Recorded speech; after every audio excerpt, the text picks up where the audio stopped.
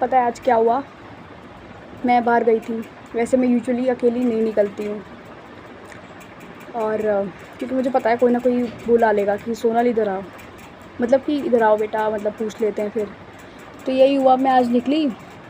वो आंटी मेरे घर के पीछे ही रहती हैं, तो मैं जैसे कि उनके घर के सामने से आ रही थी तो उन्होंने बुला लिया, सोनल इधर आओ। तो मैं चली गई। मैंने कहा आंटी से नमस्ते, और बेटा क्या कर रही हो? जैसे उन्हें पता नहीं है पिछले 3-4 साल से मैं घर पर हूँ।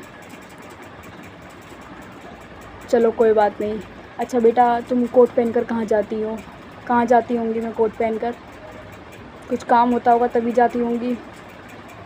सुबह सुबह जाती हूँ तो कुछ काम ही होगा ना, 2-3 घंटे बाद वापस आ जाती हूँ फुल ब्लैक कोट पहन कर, तो कुछ काम के लिए जाती होंगी। लेकिन फिर भी उन्होंने पूछा। चलो कोई बात नहीं। भाई क्या कर रहा है?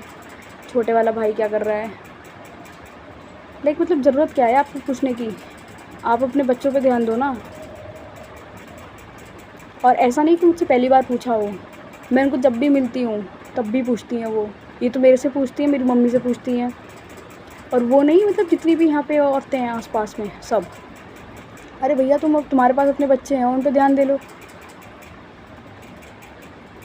मैं तो नहीं पूछ रही तुम्हारा लड़का क्या कर रहा है, तुम्हारी लड़की क्या कर रही है। तुमने तो अपनी लड़की की पढ़ाई कराते शादी करा दी, उसे कुछ करने का मौका भी नहीं दिया। अब मैं कुछ कह दूँगी तो बुरी बन जाऊँगी। अब मैंने कह के तो आ गई कि आंटी मैं नौकरी कर रही हूँ, जो भी कर रही हूँ। घर आने के बाद मुझे लगा कि मुझे आज साफ साफ कह देना ही चाहिए था कि नहीं कर रही मैं कुछ। और मैं करूँ या ना करूँ, उनके घर में तो कुछ फ़ायदा नुकसान हो नहीं रहा कि मुझे अपनी सैलरी देनी पड़ेगी उन्हें। मैं झूठ बोल रही हूँ कि नहीं आंटी मैं काम नहीं कर रही, कि मैं काम कर रही होंगी तो मुझे अपनी आधी सैलरी उसमें से कुछ परसेंटेज उन्हें देना पड़ेगा, तो उसे सच बताना पड़ेगा। मेरे दिमाग में बहुत बार आया कि मैं वापस जाऊँ, अभी बैठी होंगी आंटी और मैं कहूँ जाके। फिर मैंने सोचा कि चलो छोड़ो, दूसरों को क्या ही सुधारना, खुद को सुधार लो। तो मैंने इग्नोर कर दिया, लेकिन मेरे दिमाग में वो बात चली रही है अभी तक। बाहर निकलना तो बहुत मुश्किल, मतलब वही ना, सोसाइटी ने बिल्कुल मुश्किल कर रखा है। अगर इंसान कोई कुछ कर नहीं पा रहा अभी, इसका मतलब ये थोड़ी ना उसके पीछे हाथों के पड़ जाओ।